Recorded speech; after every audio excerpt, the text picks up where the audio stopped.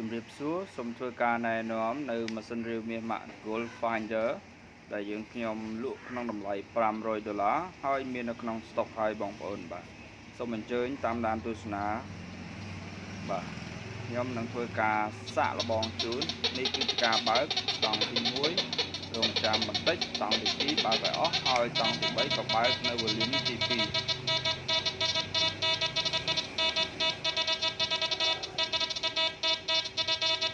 នេះគឺជាកស្ពាន់លាយដែក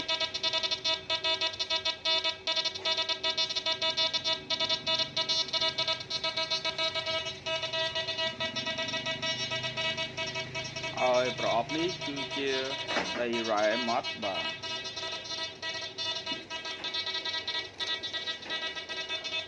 មួយនេះគឺជាថ្មរ៉ែបាទថ្មរ៉ែមាសប្រាក់ហើយនៅក្នុងរន្ធនមួយដុំនេះគឺជាប្លាទីន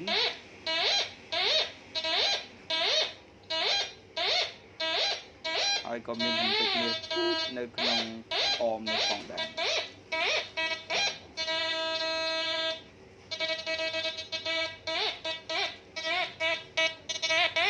បាទនេះគឺទូមាសបាទសំឡេងវាគឺចាប់ខ្លាំងយើងខ្ញុំក៏មានលក់ម៉ាស៊ីនផ្សេងផងដែរបាទទៀតកាក់ស្ពាន់ទីដៃអូខេដូចបានឃើញស្រាប់បាទ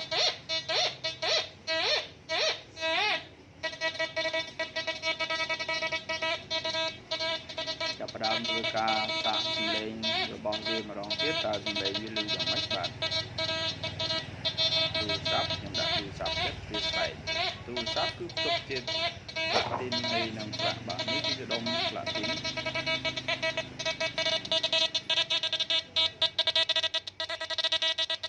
វាចាក់បាទគឺជាកាក់ស្ពាន់សំទោសកាក់ស្ពាន់មួយផ្សេងទៀតដុំកាក់ប្រាក់លាយដៃពេញចាប់ដៃ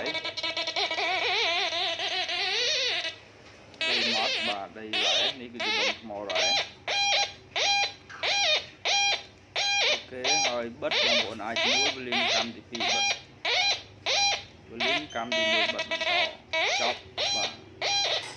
ខ្ញុំមានលក់ម៉ាស៊ីនរាវមាសនិងលោហៈជាតិផ្សេងក៏បងប្អូនមានចំណាប់អារម្មណ៍សូមអញ្ជើញមកបាទហើយក៏មានលក់ត្បូងផងដែរនៅផ្ទះលេខ D98 ក្នុងផ្សារបឹងបៃតងផ្លូវអុកញ៉ាម៉ុងវិធីក្រុងភ្នំពេញសូមអរគុណច្រើនជម្រាបលា